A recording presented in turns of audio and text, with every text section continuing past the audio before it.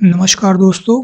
तो आज के इस वीडियो में हम बात करेंगे कि कंटिन्यूअसली 2024 के बाद से एफआईआईज़ जो है इंडिया के अंदर सेलिंग क्यों किए जा रहे थे?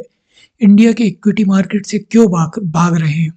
एफआईआई का इंडियन स्टॉक मार्केट से सेलिंग करने का सबसे बड़ा रीज़न है बैंक ऑफ जापान का इंटरेस्ट रेट का बढ़ना। पहले जो एफआईआईज़ थे, जो बड़े-बड़े इंस्टीट्यूशनल इन्वेस्टर थे, जो हेज फंड्स थे, वो क्या करते थे कि बैंक ऑफ जापान से कम कम इंटरेस्ट रेट पर अपने पैसे को उठाते थे, लोन लेते थे और उसी उसी पैसे को इमर्जिंग मार्केट जैसे इंडिया के अंदर इन्वेस्ट करते थे और हाई रिटर्न लेते थे। फॉर एग्ज़ाम्पल, अगर हम बात करें 2024 से पहले तक की, तो जो इंटरेस्ट रेट था, बैंक ऑफ जापान का जो इंटरेस्ट रेट था, वो था 0.1% और वो फ्लैट था, हर साल चेंज नहीं होता था। लेकिन हम देख रहे हैं कि पिछले पिछले 2 साल से, मतलब 2024 के बाद से ये जो इंटरेस्ट रेट है, बैंक ऑफ जापान ने कंटिन्यूअसली धीरे-धीरे अपना इंटरेस्ट रेट को बढ़ाना चालू कर दिया है और ऐसा मानना है कि इनका जो टारगेट है बैंक ऑफ जापान के इंटरेस्ट रेट को बढ़ाने का, वो 2% तक का है। अभी इन्होंने 0.75 तक ऑलरेडी बढ़ा दिया है और ये धीरे-धीरे ऐसे ही बढ़ाते रहेंगे। तो इस चीज़ को देखते हुए इस तरह के जो इन्वेस्टर्स थे, जो कम इंटरेस्ट रेट पे बैंक ऑफ जापान से लोन लेते थे और इंडिया जैसी इमर्जिंग मार्केट में इन्वेस्ट करते थे, तो उन्होंने कहीं न कहीं ये वाला जो खेल है वो बंद कर दिया है। दूसरा जो रीज़न है वो ये है कि जो एफआईआईज़ हैं, उन्हें जो डेवलप्ड नेशंस हैं जैसे यूएस हो गया, वहीं पे उन्हें उन्हें अपने पैसे पर हाई इंटरेस्ट रेट मिल रहा है। फॉर एग्ज़ाम्पल, आज की डेट में अगर हम बात करें तो यूएस का जो बॉन्ड मार्केट है, वहाँ पे भी अच्छा खासा इंटरेस्ट रेट मिल रहा है और इवन यूएस इक्विटीज़ में भी अ, बहुत बेहतर रिज़ल्ट मिल रहे हैं। तो वो क्यों इंडिया जैसे इमर्जिंग मार्केट में आकर रिस्क लेंगे, करेंसी का रिस्क लेंगे? तो कहीं न कहीं जो ये जो ग्लोबल हायर यील्ड्स का जो कॉन्सेप्ट है, इसकी वजह से वो जो वो जो एफआईआईज़ हैं, वो यूएस में ही अपने पैसे को पार्क कर रहे हैं। और तीसरा जो रीज़न है वो है इंडियन रुपी का कंटिन्यूअसली डेप्रिशिएट होना, कंटिन्यूअसली गिरना और इसी रीज़न के चलते ये जो एफआईआईज़ हैं वो सेलिंग कर रहे हैं।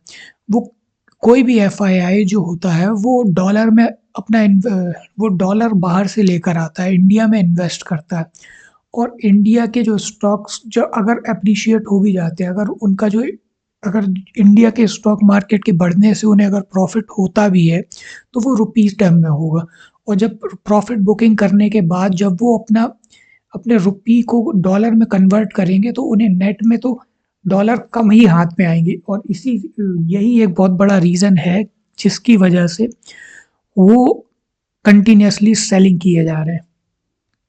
चौथा जो रीज़न है वो है ग्लोबल रिस्क और जियोपॉलिटिकल अनसर्टेनिटी।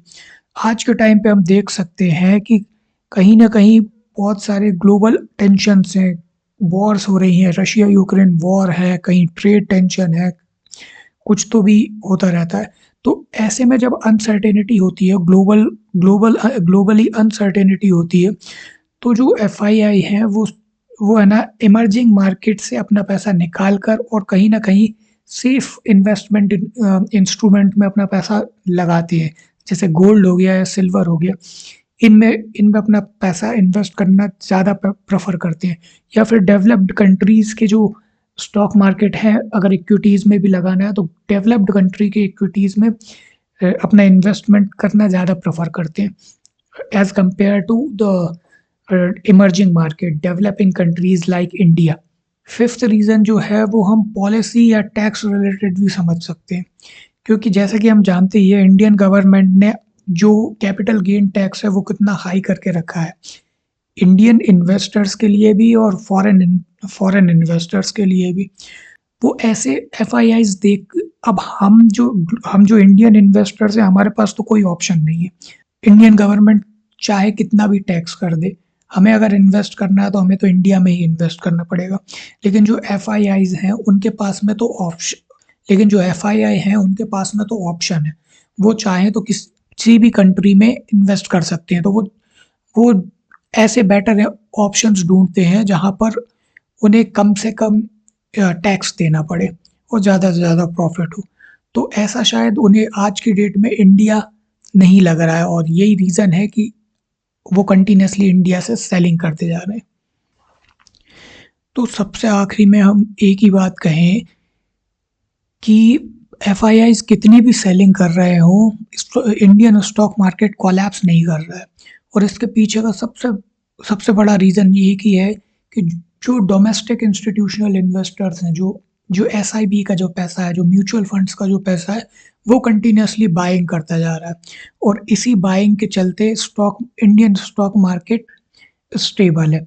और वैसे भी देखा जाए तो बहुत सारे एक्सपर्ट्स का कहना है कि आज की डेट में जो इंडियन स्टॉक मार्केट है, वो कहीं ना कहीं मैच्योर हो चुका है।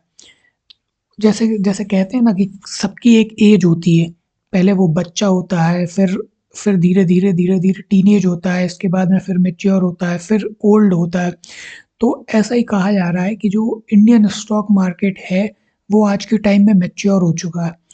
और इसी वही रीज़न है कि इंडियन स्टॉक मार्केट में कितनी भी एफआईआई कितनी भी सेलिंग कर रहे हैं आज की डेट में, वो स्टेबल है, कोलैप्स नहीं हो रहा है। और हो सकता है कि और हो सकता है, और मैं भी ये होप भी करता हूँ कि आने वाले समय में एफआईआई फिर लौट कर आएंगे, और उन्हें जो है यही ये जो सेम स्टॉक्स हैं वो महंगे रेटों पर मिलेंगे।